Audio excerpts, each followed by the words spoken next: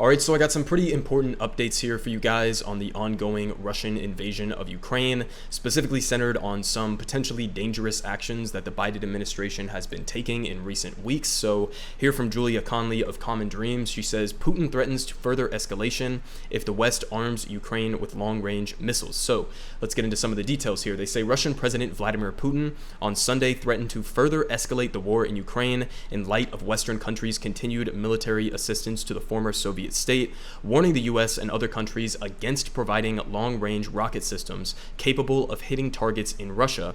And they say a shipment of such weapons would prompt Russian forces to target, quote, objects that we haven't yet struck, said Putin in a televised interview. Obviously, that's kind of vague, but at the same time, it's intentionally vague because Vladimir Putin doesn't want to, give his hand away. He doesn't want to indicate that he will, 100% respond with a strike on, let's say, Poland, which has been a primary facilitator in terms of getting weapons into Ukraine. So he's not making any direct or necessarily specific threats, but even just threatening further escalation of this war obviously wouldn't be good for the United States and definitely wouldn't be good for the Ukrainian people either. But they continue here saying that the Russian president made the comments as at least 5 airstrikes hit Kyiv early on Sunday morning, which is a break from the action that we've been seeing recently, following weeks of relative calm in the capital and fighting continued in the eastern Donbass region. So we're going to continue here with a little bit more details on the weapons that Biden has decided to give Ukraine, even given these warnings from Vladimir Putin. But just to take another look here at the live UA map in terms of where a lot of the fighting has been relegated to. So again, pretty much outside of those, I think it was 5 airstrikes that they just said were in Kyiv. We've basically seen most of the fighting happening in the eastern portion of the Donbass region, as well as continued fighting down here by the southern peninsula of Crimea. And basically, this is looking where it's going to be the primary potential negotiated settlements are going to be surrounded on, right? You may have to have some potential land that is negotiated away from Ukraine if this is going to be brought about with diplomatic settlements and not just a prolonged proxy war between the United States and Russia and leading to the further destruction of Ukraine. If you do want to prioritize a negotiated settlement, this is basically the region where that is going to have to be centered around, along with probably other security assurances for Ukraine and guarantee that they will never join NATO, etc. So, in terms of the negotiated settlement, we're going to get into a little bit more details on what Biden has had to say about that recently. But again, those strikes in Kyiv were pretty much just a warning shot from Vladimir Putin that he is in fact willing to re-step up a lot of the pressure on the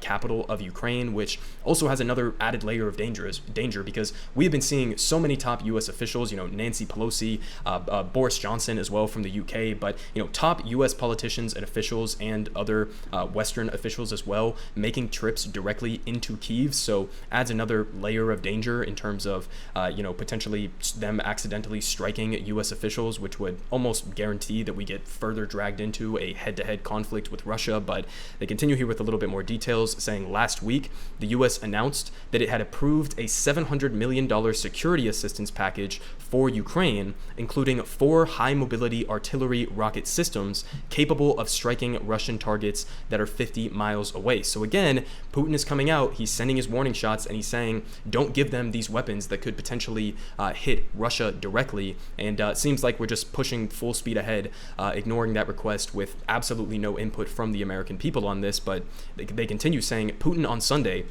asserted the delivery of increasingly advanced Western weapons has only one goal: to drag out the armed conflict as much as possible. So, this is the word of Vladimir Putin. Take it with a grain of salt, but what he has to say is obviously important, given that he has his finger on, the potential tactical nuclear weapons, and he is obviously willing to escalate this further. But, if he feels as though he's put in a position where we've crossed that threshold and that Western allies or the United States has given too much support or too many advanced weapon systems to Ukraine, then he definitely could escalate to the further destruction of Ukraine or even to potentially broadening this conflict with NATO. But they continue saying analysts and peace advocates say that the conflict, now past its 100th day, has already effectively devolved into a proxy war between NATO and Moscow with no end in sight. So again, seems like they got pushed out of these northern areas and a lot of the main cities that were up here to the north and the northeast. But if all of the fighting is relegated down here, and it doesn't seem like there's much movement going on either way.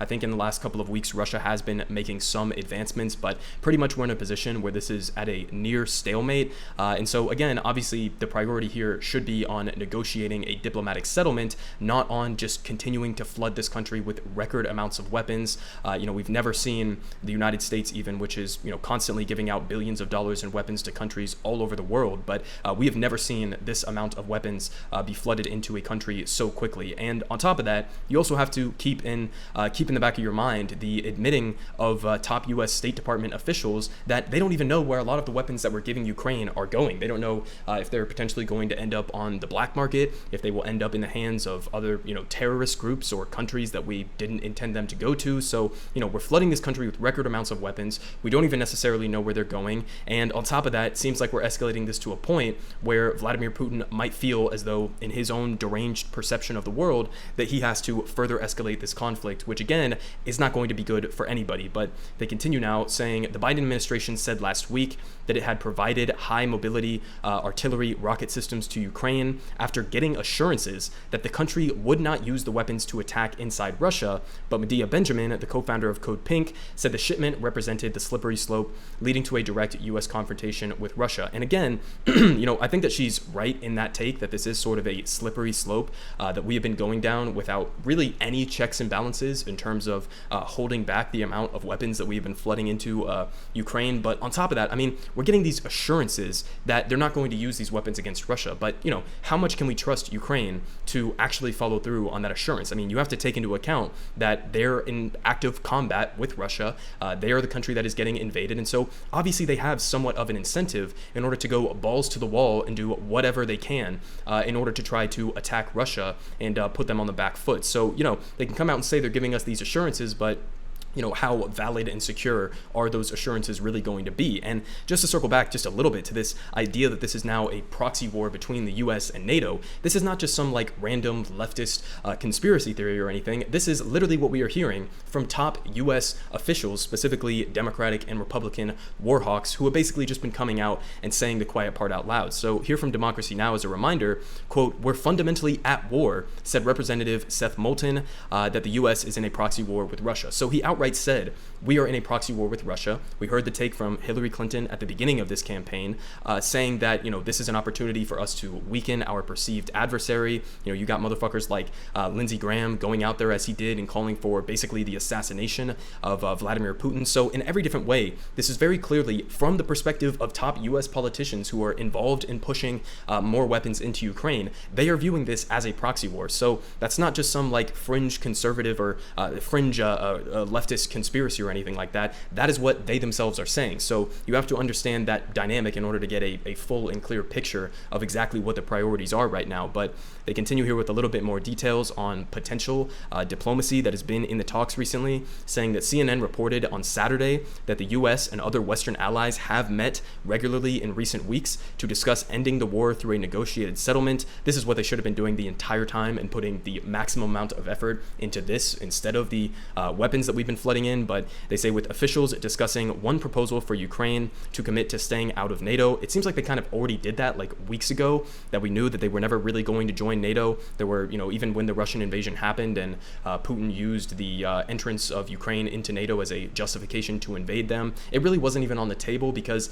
NATO has an explicit rule that if your country is in active combat, which Ukraine and Russia have been in active combat in the Donbass region since 2014, that they can't be admitted into NATO. So it really wasn't even on the table in the first place at the outset of this invasion, but it's definitely not on the table now. So obviously that would have to be a part of potential diplomatic negotiations. And they say in exchange for security guarantees to hold negotiations with Russia regarding the future of the Donbass region and Crimea. So again, this is where we're going to see the primary amount of focus on potential diplomatic outcomes. But they finish off here saying Ukraine is focused on winning a decisive victory in the eastern and southern regions and is unlikely to support any deal that cedes territory, one official told CNN. So that's the perspective, apparently, of top Ukrainian officials. I seem to have gotten some in the last weeks and months, different takes from Zelensky himself, who has actually been somewhat more open, it seems like, to potential diplomatic settlements that would involve some very obviously unpopular decisions, like some ceding ceding some territory in the Donbass region or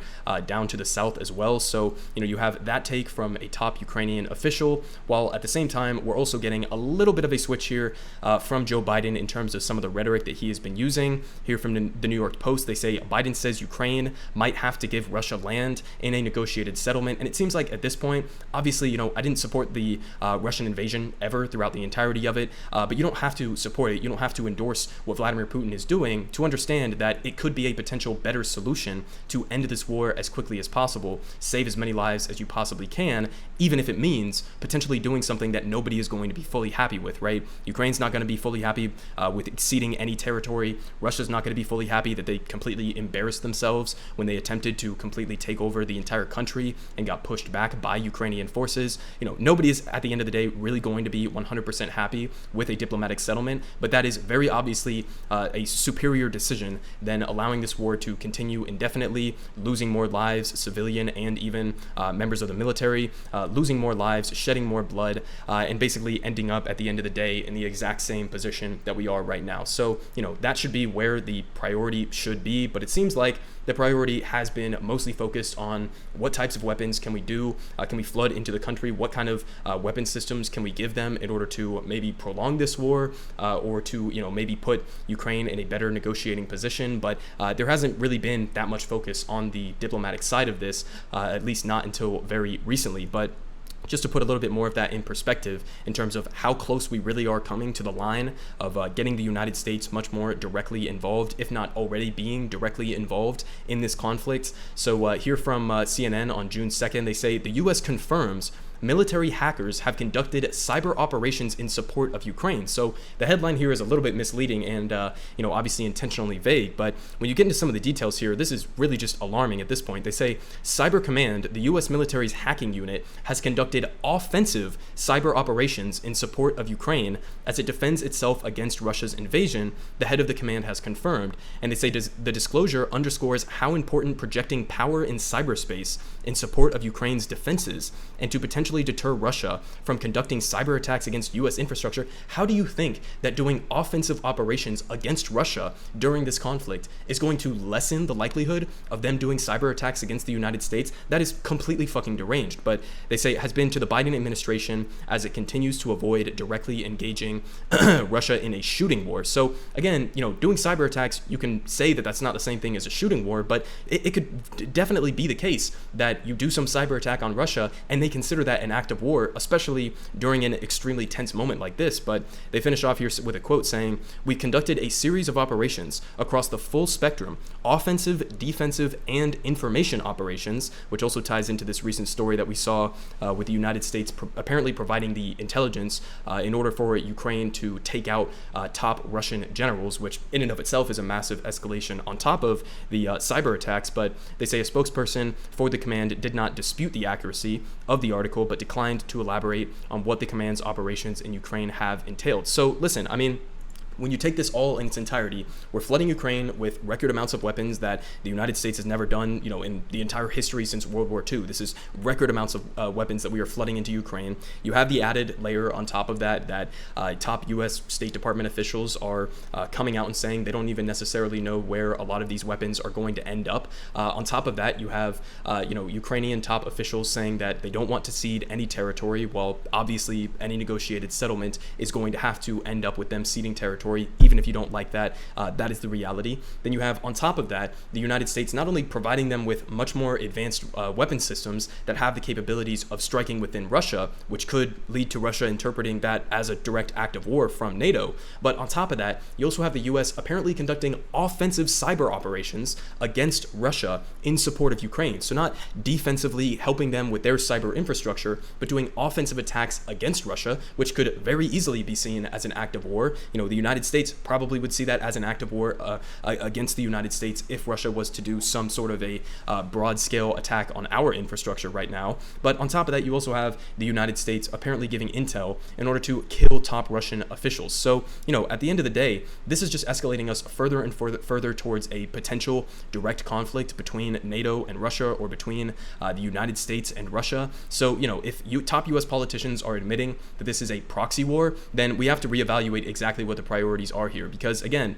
I've said throughout this entire process, I do support giving Ukraine defensive capabilities in order to defend their territory as best as they possibly can. But there's a threshold there that we've very obviously crossed with, again, US politicians saying this is now a proxy war. There's definitely a threshold that we've now crossed where it's not just about giving them weapons in order to defend their, sovereignty or their territory. It's now about weakening Russia. It's now about, trying to put Vladimir Putin in a corner and embarrass him, which is not a good situation for anybody, because as Vladimir Putin himself is saying, on top of, having these, somewhat valid reports behind the scenes that maybe his health is even in jeopardy and he's coming up towards the end of his life, clearly this guy does not have his head on right, and you have no fucking idea how he's going to respond to this type of escalation. And all this is doing is serving the military-industrial complex here in the United States, with massive corporations who profit from warfare like this, making billions and billions of dollars off of this war. They obviously have an incentive to lobby the government to prolong this as much as possible, to drag it out, even if that means more civilians are going to die, more